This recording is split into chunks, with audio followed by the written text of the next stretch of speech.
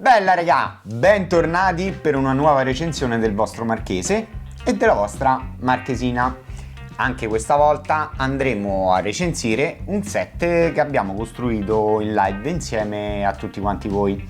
Per chi non avesse visto le live, vi mettiamo il link naturalmente in descrizione, andate a rivederle perché sono molto divertenti e ne abbiamo già parlato anche in un vecchio video di Pills of Bricks ed anche quello lo potete trovare tranquillamente in descrizione.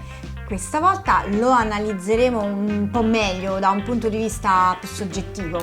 Andremo quindi a valutare i pregi e i difetti e vediamo se alla fine sarà uno di quei set che vi consiglieremo di acquistare oppure no. Siete pronti? Cominciamo!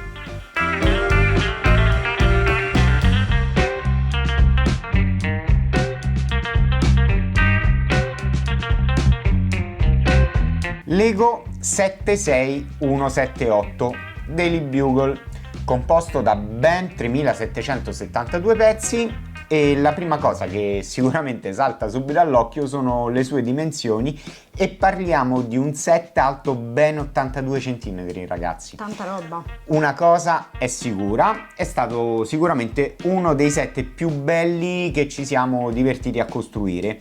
E questo intanto già vi fa capire insomma un pochino quale sarà il nostro verdetto finale. Iniziamo dicendo che l'edificio ha un assemblaggio a sistema modulare e le sue dimensioni gli permettono di essere suddiviso in ben 5 sezioni: piano terra, 3 piani superiori e il terrazzo. Quindi il mio primo consiglio, anzi il nostro primo consiglio è: se avete un amico appassionato di Lego come voi, oppure per i più grandicelli che vogliono condividere una build con il proprio bambino, o meglio ancora con il vostro partner, sicuramente questo è uno dei set che fa proprio al caso vostro. Essendoci ben 5 sezioni, ognuno può costruire la propria sezione senza problemi, quindi il divertimento è assicurato. Anche perché vi ripetiamo, insomma, così abbiamo fatto noi, come avete visto in live. Insomma, ci siamo divertiti come matti, ecco. Sì, assolutamente. Naturalmente potete utilizzare sia le istruzioni cartacee comprese nel set che quelle digitali che potete trovare tranquillamente online sul sito Lego. Iniziamo dicendo che il set è fornito di ben 25 minifigure. Tantissime, raga. Sì, una più bella dell'altra, di cui 10 sono esclusivamente personaggi normali nella storia dei fumetti, mentre i restanti 15 sono i veri e propri supereroi. Anche se Spider-Ham non è proprio un personaggio così convenzionale, essendo una parodia di Spider-Man, ma a noi la sua minifigura è piaciuta veramente tanto. Sì, è stupenda, raga. È troppo divertente. Mentre invece personalmente volevo complimentarmi per la rappresentazione di Sandman, mi è rimasto nel cuore. Le varie combinazioni di tile, slope, cerniere e plate modificati rendono perfettamente l'effetto della sabbia che si forma alla base del suo corpo. Sì, non pensavo neanche io veramente che si potesse riuscire a creare un effetto così realistico, ecco, diciamo così. Sì. Parlando sempre poi delle minifigure, credo che siano state il vero fiore, ecco, all'occhiello dell'intero set. Sì. Anche perché creano una vera e propria ambientazione di gioco e la possibilità di ingegnarci, insomma, ad inventare molteplici storie e cose varie, ecco. Per chi come me invece non è appassionato di adesivi, vi dico subito che il set ne è veramente pieno zeppo, per quanto ho davvero comunque apprezzato il fatto che vi siano molti tagli stampati a rappresentare, ecco, sì, articoli di giornale. Rimangono comunque troppi, per fortuna li ha attaccati tutti quanti lei. Partendo per fortuna, insomma. Ecco, partendo dall'esterno fino al completamento del piano terra con annesso atrio, i dettagli e i vari easter egg sono veramente tanti. Intanto diciamo che i vicoli sono veramente accurati e rendono insomma bene la sensazione dell'asfalto danneggiato dalle varie battaglie dei nostri supereroi. Come è perfettamente dettagliato l'atrio del nostro Daily Bugle. la sala d'attesa con le sedie in fila, poi c'è il checkpoint di sicurezza, tutto fatto veramente bene, per non parlare poi del dettaglio dell'ascensore, presente su ogni piano come un vero e proprio grattacielo. Ma la cosa che mi ha impressionato di più per quanto mi riguarda è stato il distributore di bibite con il marchio WebJuice. Ecco, magari qua 2 adesivi per le bibite, cioè ce le potevano pure mettere. Sì, cioè, mettevano un altro paio d'adesivi, tanto ce n'erano però, pochi comunque. Cioè, della serie dove troppo, dove niente, insomma. Un'altra genialata, secondo me, è stata quella di mettere una ragnatela esterna che nasconde all'interno di essa lo zaino di Peter Parker, dove presumibilmente, insomma, mette i suoi abiti civili durante gli scontri. Veramente carino, è stata una genialata, insomma, Sì, fatta sì, veramente bene. Sicuramente azzeccata anche l'idea di inserire una porta scorrevole all'entrata come i più prestigiosi, insomma, edifici di New York, ed il grosso schermo posto proprio sopra il checkpoint che rende perfettamente l'idea di una sala d'attesa. Avrete vista una sala d'attesa, più o meno ci siamo. E per finire mi piace soprattutto la genialata di inserire una parete rimovibile per dare appunto l'idea di un grosso buco causato da danni da battaglia. Molto figo. Sicuramente non abbiamo alla perfezione il camuffamento del buco, ma comunque ci può stare visto la complessità dell'idea. E come ho sempre detto, non è facile realizzare cose del genere con dei mattoncini. Invece, una cosa che mi è piaciuta veramente tanto è la piccola edicola realizzata a fianco al grande edificio, e se ci pensiamo, insomma, ci sta tutta, ok? Sì, ci sta tutta, è vero. Quindi, ragazzi, prima di continuare, però, un attimino, vi invitiamo, per chi sta guardando per la prima volta questo video, iscrivetevi al canale. Iscrivetevi ragazzi e Lasciate un bel like se questo video vi piace, insomma. Dunque, dicevamo, torniamo a noi. Il primo piano è completamente dedicato alla redazione dove appunto troveremo i nostri giornalisti che stanno lì, esercitano il loro mestiere, e mi sono piaciuti tanto tutti i dettagli presenti, come le edizioni più storiche del Daily Bugle, pile di giornali, tazze di caffè, ma soprattutto la cosa che ho apprezzato di più, diciamo anche per il modo in cui è stata costruita, no? È il pilastro centrale circondato da televisori rappresentati sempre con dei tile non stampati ma con adesivi per la tua gioia, e tutte le postazioni da lavoro che lo circondano. Bella anche la scala di emergenza che da qui in avanti verrà costruita per ogni piano. La parte esterna invece presenta una serie di schermi giganti visibili tranquillamente dalla strada, dove vengono poi visualizzati i momenti salienti, diciamo, che fanno riferimento alla trama dei fumetti. Esatto. Al secondo piano, dulcis in fundo, l'ufficio di Peter Parker, molto semplice nella sua realizzazione, con l'aggiunta appunto di una stanza con una porta che si affaccia su un balcone posteriore. I dettagli delle 2 stanze sono molto minimali, ma sicuramente di grande effetto, come la foto di Spider-Man dietro la scrivania.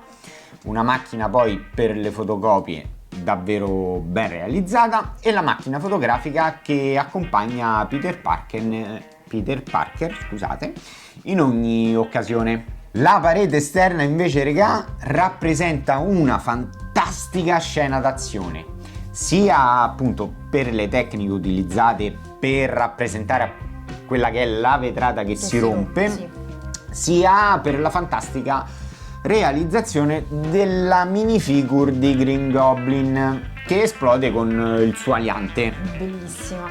Sono perfettamente d'accordo con te, Marchese. Una delle sezioni dici, è vero, è una delle sezioni più belle di tutta la build. Mi piacciono come sono stati realizzati gli effetti delle esplosioni, ma soprattutto è fantastico come hanno realizzato la vetrata, che viene demolita utilizzando, credo si chiamino giunti, giusto? Mamma, un colpo al cuore. Giunti sferici, esatto. Brava Marchesina che sta imparando. Bravissima. Finalmente passiamo poi all'ultimo piano del nostro grattacielo, dove abbiamo costruito rullo di tamburi, l'ufficio di J. Jonah Jameson e quello di Betty Brant, segretaria appunto di JJ. Capito Marchese, tu che ti sbagli Ho sempre? capito, nella live, nella build, te che parli, i messaggi, non ci ho capito niente. Insomma, un ufficio davvero dettagliato, con una pila di giornali sulla scrivania, una tazza per il caffè, 2 statuette d'oro e vi si può accedere tranquillamente rimuovendo la parete frontale. La cosa interessante però ragazzi è che sullo schermo del suo computer c'è una mail diretta a Peter Parker dove gli scrive che è licenziato, così, d'amblè. Come io quando dico nelle live me lo banni, uguale. identica cosa. Mentre nell'ufficio di Betty il computer ci mostra le 99 chiamate perse di Eddie Brock. Mamma mia. Vi dice qualcosa questo nome? Devo dire poi che mi è piaciuto veramente tanto anche lo schermo televisivo nell'ufficio di Betty, che mostra appunto la stessa trasmissione che viene rappresentata anche sul grande schermo nella facciata frontale del Daily, ma soprattutto il contrasto di colore che c'è appunto tra i due pavimenti dei due uffici. Successivamente, insomma, alla fine siamo arrivati a quello che è il momento clou di tutta la build, il tetto del nostro grattacielo. Qui appunto troviamo una bellissima cisterna dell'acqua ben realizzata e un bel antennone per le trasmissioni. E anche qui, raga, mi fa impazzire la scena con la minifigure di Firestar. Veramente bella, ben Sì, realizzata. assolutamente sì, sono perfettamente d'accordo, dove appunto la troviamo prendere il volo verso chissà quale avventura. E per finire abbiamo realizzato la grande scritta posta sulla cima di questo immenso grattacielo. Penso che faccia proprio la sua bella figura, ed è perfettamente azzeccata nello stile, insomma, no? Esatto, Ale, esatto, anche a me piace in ogni singolo dettaglio, ma soprattutto vediamo che è stata anche realizzata la classica trombetta inserita tra le due scritte, appunto Daily e Bugle. Fa una piega. Infatti, quindi, ma non dimentichiamoci anche delle 2 vetture alla fine, insomma, di questo set, che sono comprese appunto con il Daily Bugle, che sono il taxi giallo, eccolo qui, anche qui molto simpatico, anche se ho trovato un po' fastidioso come è stato costruito il tettuccio. Capisco però, insomma, la difficoltà nel fare diversamente su questa scala di dimensioni, ma comunque direi è in linea comunque con lo stile della build. E la fantastica Spider mobile, che come nei fumetti appunto si arrampica anch'essa sui muri. Qui ragazzi l'adoro veramente, Tutte e due, insomma. come adoro tantissimo tutto il resto sì. delle minifigure presenti nel set, a partire dai personaggi più comuni per poi finire a quelli con i poteri, dove tra i più interessanti possiamo appunto trovare il Venom, il Carnage, Blade che sta qui dietro, Daredevil, ma ce ne sono altri ugualmente belli dove passerei insomma ore a farvi vedere tutti i dettagli, ma preferisco che vi compriate il set, che ne vale veramente la pena, e possiate poi valutare voi con i vostri occhi tutti i dettagli che vi abbiamo spiegato fino adesso, e soprattutto tutti quelli che non abbiamo potuto farvi vedere, altrimenti verrebbe un video di 50 minuti. È un po' troppo, insomma. Detto questo, ragazzi, per noi il set veramente promosso È a proprio priori, promosso da ogni punto di vista. quindi vi consigliamo sicuramente di acquistarlo. Esatto, Ale, sì, davvero un bel set, sicuramente da avere nella propria collezione. Ok ragazzi, come detto prima dalla nostra Ale, se il video vi è piaciuto lasciate un bel like e mi raccomando, se non lo avete fatto ancora, attivate la campanella delle notifiche per rimanere sempre appunto aggiornati sugli ultimi video. E raga, vi siamo a tutti e ricordatevi, solo il meglio È abbastanza, giusto? giustissimo. Ciao! Ciao! La parete esterna, regà, invece rappresenta una fantastica scena d'azione, a mio avviso. Perché a mio avviso? Ma perché uso sti aggettivi? Guarda, non me lo chiedo. Io so 5 anni e me lo chiedo. Ed il grosso schermo posto proprio sopra il checkpoint, che rende perfettamente l'idea di una sala d'attesa, che non è questo perché sono un Infatti, all'interno. io tocco, è bello.